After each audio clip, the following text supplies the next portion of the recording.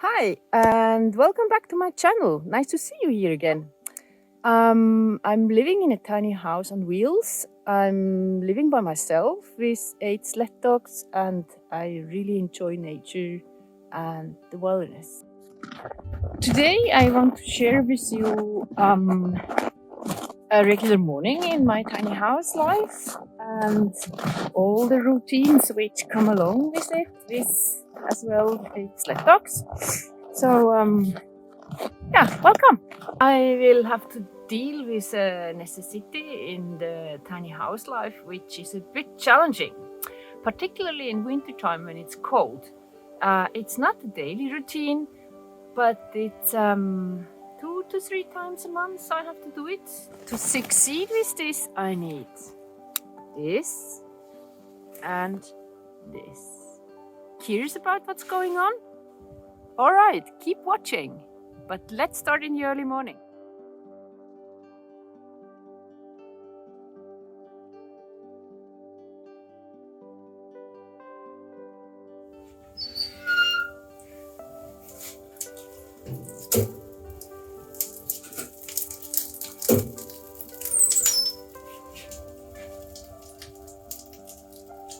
To fire in my stove, it's pretty much the first thing I do in the morning. This tiny house is heated mainly by firewood, which means I don't maintain the fire during the night time, and the temperatures are dropping more and more down during the night. It's easily can be something like 13 to 15 degrees only in the morning. I think the heat of a firewood stove it's much more convenient than electricity. It sort of gives a different warmth into the house.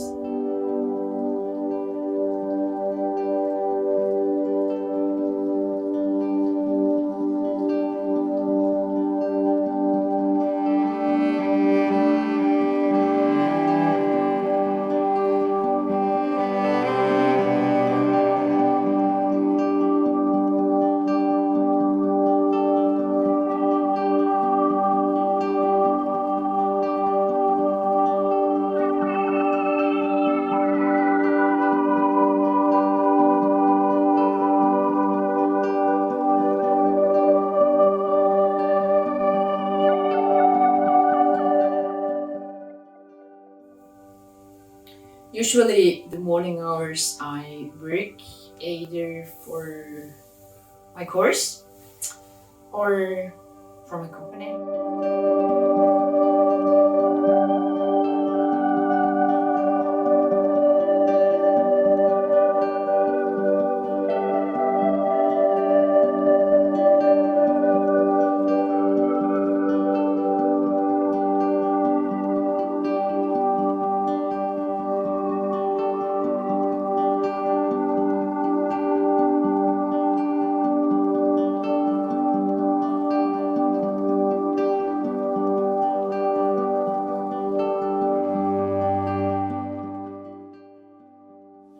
Time to feed the dogs. I feed them once in the morning and once in the evening. It depends a little bit on the intensity of the training. They get more or less, in the morning they mostly just get dry food, and in the evening dry food mixed with meat.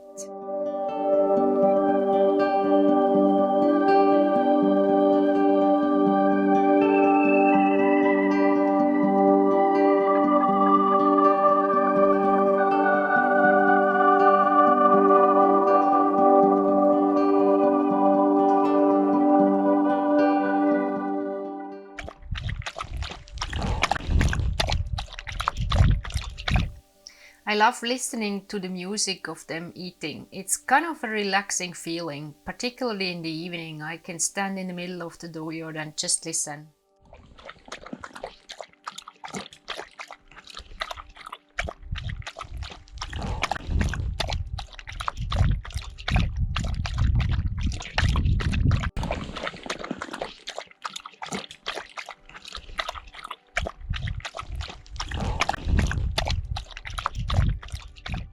When the dogs are well fed and happy, it's time for me to get firewood into the house.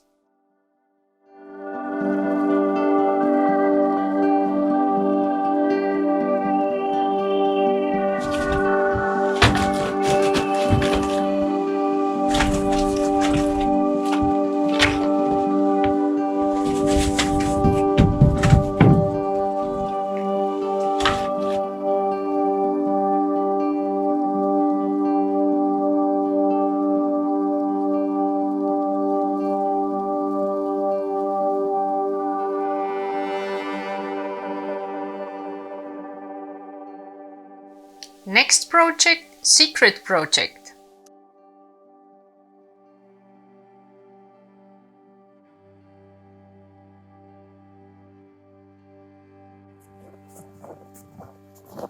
Alright, let's start. Now it's time to fill my water tank in the tiny house. I've got the water lines coming up here to the old cabin. This is the exit of the water, and then I have to attach it over there in the tiny house. In this former leather box, I've got a little heating which controls that it's not dropping below 0 degrees. So you can see this. I have been insulating this box a little bit. Up. And this one here is this little heating which keeps plastic grease inside. To remove it, I have to attach the hose inside in the tab. So To untwist this hose, it's more or less 𝕄𝔼𝔻𝕀𝔸 depending on how I left it the last time. It's a shrinkable hose which expands when it gets water in, so sort of when I open the tap. Now it's filled with water. that's the other side where the hose should be connected to the tiny house. Now we have this little piece, the connection from the hose to the house, which I have to screw on there.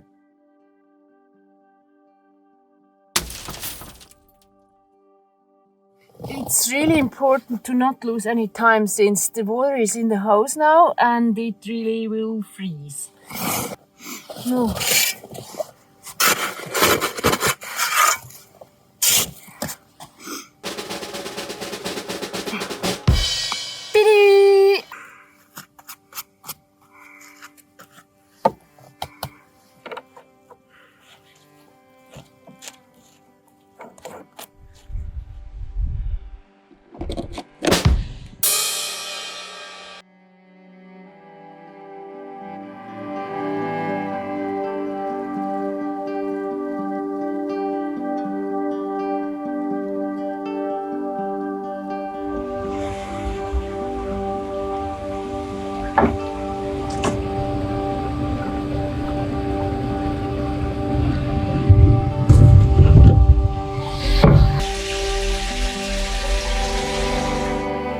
When the tank is full, I run back to my old cabin and close the tab.